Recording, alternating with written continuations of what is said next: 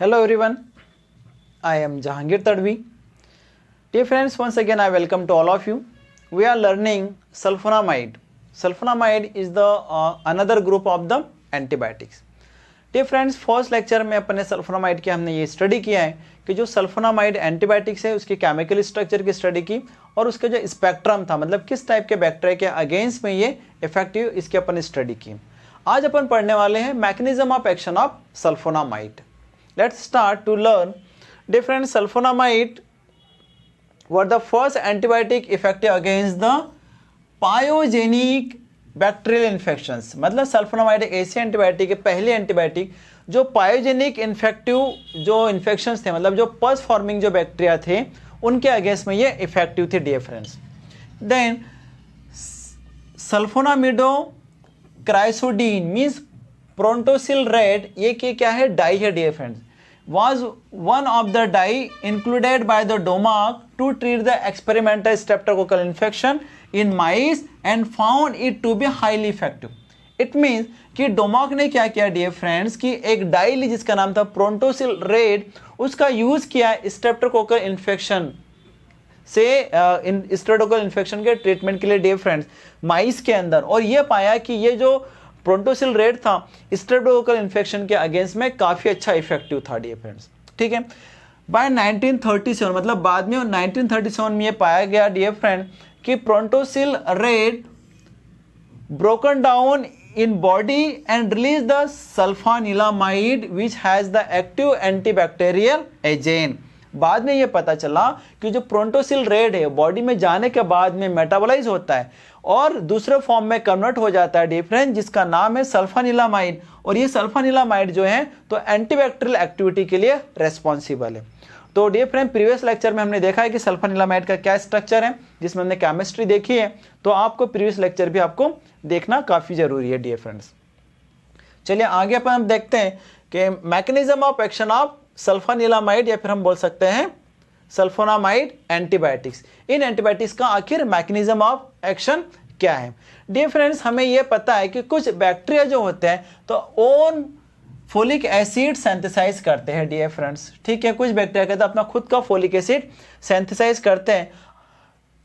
Para-amino benzoic acid means PABA is the constituent and is taken up from the medium. अब क्या होता है कि जो बैक्टीरिया जो फोलिक एसिड सिंथेसाइज करता है अपना खुद का, अपने कुछ मेटाबॉलिक रिएक्शंस बॉडी की जो मेटाबॉलिक केमिकल रिएक्शंस है उसको परफॉर्म करने के लिए, तो उसका जो मेन कॉन्स्टिट्यूएंट है वो पाबा है डीएफएम पैराअमीनो बेंजोइक एसिड। और बैक्टीरिया पाबा को क्या होता है अपने एटमॉस्फेयर में जिस मीडियम में वो है वहां से उसको ऑब्टेन करता है और फोलिक एसिड सिंथेसिस को वो अच्छे से करता है। ठीक है, तो क्या हुआ, वुड्स एंड फील्ड्स ने एक हाइपोथेसिस दी 1940 के अंदर डियर फ्रेंड, और उनके अकॉर्डिंग था कि सल्फोनामाइड आखिर किस टाइप से एक्शन देता है। तो उनके अकॉर्डिंग क्या था, sulphonamide being structural analogous of the PABA. Ideally जो सल्फोनामाइड है वो पैराअमीनो बेंजोइक एसिड के जैसे ही उसका स्ट्रक्चरली उसका भी क्या है सिमिलर है, पाबा के जैसा इसका केमिकल स्ट्रक्चर है सल्फोनामाइड्स का। ठीक है, inhibit bacterial folate synthase so that folic acid is not form. ठीक है, क्या करता है ये sulfonamide bacteria folate synthase enzyme को क्या करता है डियर फ्रेंड्स, ये इनहिबिट कर देता है, मतलब इनहिबिट कर देता है। ठीक है, जिसके कारण से फोलिक एसिड सिंथेसिस नहीं हो पाता है, या फिर इसके बाद में क्या होता है a number of essential metabolic reactions suffer हो जाती। जो क्या होता है डियर फ्रेंड्स बैक्टीरिया के अंदर कुछ मेटाबॉलिक रिएक्शन ठीक से नहीं हो पाती और बैक्टीरिया की क्या होती है ग्रोथ इनहिबिट हो जाती है। तो ये एक मैकेनिज्म ऑफ एक्शन प्रपोज किया है वुड्स एंड फील्ड्स ने। क्या होता है कि जो सल्फोनामाइड है उसका स्ट्रक्चर पाबा के जैसा होने के कारण क्या होता है वो क्या होता है at a place of the PABA utilize हो जाता है, जिसके कारण से एक इंजुरियस फोलिक एसिड बन जाता है। ठीक है, या फिर फोलेट सिंथेसिस एंजाइम को इनहिबिट कर देते हैं ये सल्फोनामाइड। ठीक है, बैक्टीरियल फोलेट सिंथेसिस एंजाइम को, तो जिसके कारण से फोलिक एसिड नहीं बनेगा। फोलिक एसिड नहीं बनेगा तो बैक्टीरिया के अंदर बहुत सारी मेटाबॉलिक रिएक्शंस नहीं हो पाएगी, जिसके कारण बैक्टीरिया की जो ग्रोथ है वो रुक जाएगी, उसका मल्टीप्लिकेशन नहीं होगा, जिसको क्या होगा बैक्टीरिया की ग्रोथ इनहिबिट हो जाती है। ठीक है, आगे की स्लाइड में अपन देखते हैं कुछ एक्सप्लेनेशन है about the mechanism of action of the sulphonamide. तो क्या देखते हैं अपन की जो सल्फोनामाइड होता है वो competitively inhibit the union of the PABA with pteridine residue to form dihydroteroic acid which conjugate with the glutamic acid to produce the dihydrofolic acid। क्या होता है कि जब बैक्टीरिया अपना फोलिक एसिड बनाता है ना नेचुरली, तो उस सिचुएशन में होता है कि जो पैरा अमीनो बेंजोइक एसिड है वो इनकॉर्पोरेट होता है विद द टेरिडीन रेसिड्यू के साथ में और बना जाता है डायहाइड्रोटेरोइक एसिड। अब ये जो डायहाइड्रोटेरोइक एसिड जो होता है ये कॉन्जुगेट होता है डियर फ्रेंड्स ग्लूटामिक एसिड का और प्रोड्यूस करता है डायहाइड्रोफोलिक एसिड।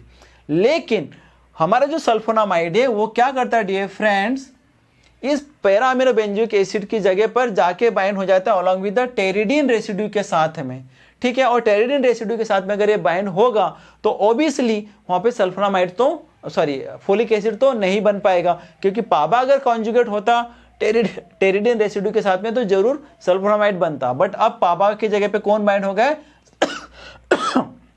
सल्फोनामाइड वहां पर जाकर बाइंड हो जाएगा। और बाइंड होने का मेन रीजन ये है कि केमिकली स्ट्रक्चरली ये सेम है, एक जैसे देखते हैं पाबा और सल्फोनामाइड। तो आगे के लाइन में देखते हैं, मोreover being chemical similarity to the PABA, the sulfonamide may itself get incorporated to form an altered folate which is metabolically injurious। ठीक है, ये चीज मैंने बताया कि केमिकली सिमिलर होने के कारण, पाबा के जैसी सिमिलरिटी होने के कारण क्या होता है कि पाबा की जगह पे सल्फोनामाइड जाकर इनकॉर्पोरेट हो जाता है, जिसके कारण से जो फोलिक एसिड बनता है वो कैसा बनेगा, अल्टर्ड फोलेट बनेगा, जो कि मेटाबॉलिक रिएक्शंस के लिए कैसा काफी बैक्टीरिया की इंजुरीज होगा। इंजरी की जो मेटाबॉलिक रिएक्शंस है उसके लिए काफी इंजुरीज होगा और बैक्टीरिया सर्वाइव नहीं कर पाएगा। ठीक है, अब क्या होता है डियर फ्रेंड्स, लेकिन जो होस्ट है, जो इंसान इन्फेक्शन के ट्रीटमेंट के लिए सल्फोनामाइड खा रहा है, उस इंसान के अंदर ही फोलिक एसिड सिंथेसिस इंटरफेयर होना चाहिए।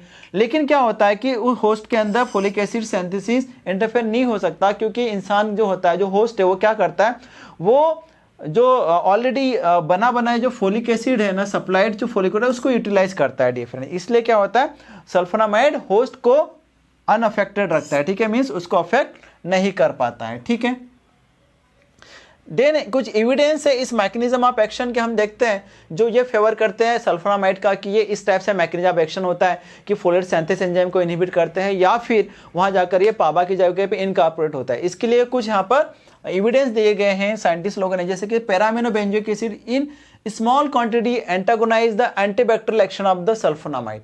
क्या होता है कि अगर अपन पैरा अमीनो बेंजोइक एसिड की कुछ क्वांटिटी अगर हम देंगे ना, तो वो सल्फोनामाइड के एक्शन को इनहिबिट कर देती है। तो ये इसका मतलब ये है, क्या होता है डिफरेंस, इनका जो केमिकल स्ट्रक्चर है ऑलमोस्ट सिमिलर है। ये एक इसका फर्स्ट एविडेंस है कि पाबा की small quantity is only needed to antagonize the action of the sulfonamide। ठीक है, then only those microbes which synthesize their own folic acid and cannot take it from the medium are susceptible to the sulfonamide। इसका मतलब ये कि only वही bacteria sulphonamide के लिए susceptible है या फिर एक्टिव है या फिर उससे उनकी ग्रोथ प्रिवेंट होती है, जो कि अपना फोलिक एसिड खुद फोलिक एसिड बनाते हैं। ऐसे बैक्टीरिया जो अपना खुद का फोलिक एसिड नहीं बनाते, वो सल्फोनामाइड्स का उनके ऊपर कोई इफेक्ट नहीं हो पाता। इट मींस कि सल्फोनामाइड क्या करता है, फोलिक एसिड सिंथेसाइज को इंटरफेयर करता है। ठीक है, पस and tissue extract contain the purines and thymidine which decrease the bacterial requirement of folic acid and antagonize the sulfonamide action।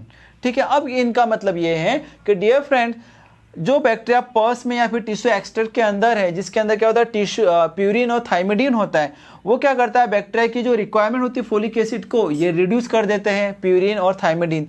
तो इस कारण से क्या होता है, जो सल्फोनामाइड जो होता है तो वो एंटागोनाइज हो जाता है। ठीक है, ऐसे बैक्टीरिया के ऊपर क्या होता है, सल्फोनामाइड का इफेक्ट बहुत अच्छे से नहीं हो पाता है। Pus is also rich in the PABA. ठीक है, sorry, pus is also rich in PABA. ठीक है, तो पस के अंदर भी काफी क्वांटिटी में पाबा होता है डिफरेंट, जिसके कारण से सल्फोनामाइड जो होता है तो वहां पर एंटागोनाइज हो जाता है। तो these are the few evidence. Then resistance to sulfonamide. ठीक है, बैक्टीरिया ने सल्फोनामाइड के अगेंस्ट में अपना रेजिस्टेंस किस टाइप से डेवलप किया, तो most bacteria are capable of developing the resistance to the sulfonamide.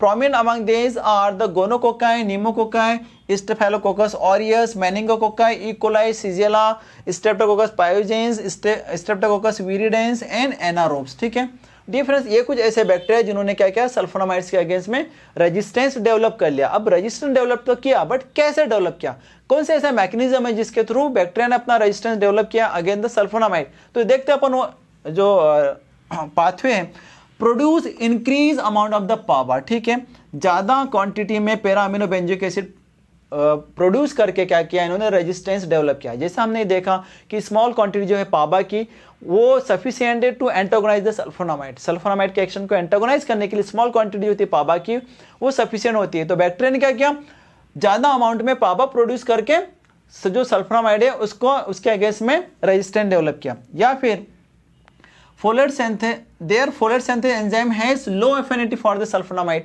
या फिर जो बैक्टीरिया के फोलिक एसिड सिंथेसिस में रिक्वायर्ड दो एंजाइम है फोलेट सिंथेस, ठीक है, जिसको सल्फोनामाइड इनहिबिट करता है, तो वो उस एंजाइम की क्या हो गई, लो एफिनिटी हो गई, मतलब वो क्या हो गया, सल्फोनामाइड को रेस्पॉन्स ही नहीं करने लगा, ठीक है, उसकी प्रेजेंस में भी फोलिक एसिड सिंथेसिस को अच्छे से करने लगा, ठीक है। ये एक अनदर टाइप है रेजिस्टेंस का।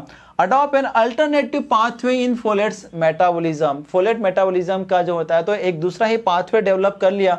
ये इस टाइप की जो इस टाइप के डिफरेंट रेजिस्टेंस है जिन्होंने बैक्टीरिया ने डेवलप किए अगेंस्ट द सल्फोनामाइड, ठीक है। Development of the resistance has mark limited the clinical utility of this compound, ठीक है। आइडियली क्या हुआ डियर फ्रेंड्स, जो सल्फोनामाइड था इसके अगेंस्ट में बैक्टीरिया ने रेजिस्टेंस डेवलप कर लिया। रेजिस्टेंस डेवलप कर लेने के कारण क्या हो गया कि सल्फोनामाइड एंटीबायोटिक्स की जो यूटिलिटी थी क्लिनिक के अंदर वो काफ़ी क्या हो गई, लिमिटेड हो गई। इसलिए अब सल्फोनामाइड का जो होता है तो ओनली कॉम्बिनेशन में दिया जाता है क्लिनिक के अंदर, जैसे के ट्राइमेथोप्रिम के साथ में कॉम्बिनेशन में दिया जाता है और हम उस कॉम्बिनेशन को बोलते हैं कोट्राइमोक्साजोल। तो डियर फ्रेंड्स कॉम्बिनेशन में देने के बाद में ये अभी भी कैसे है, इफेक्टिव है, यूजफुल है। At last dear friends I would like to request you please like share and subscribe my channel, and at last I want to say thank you.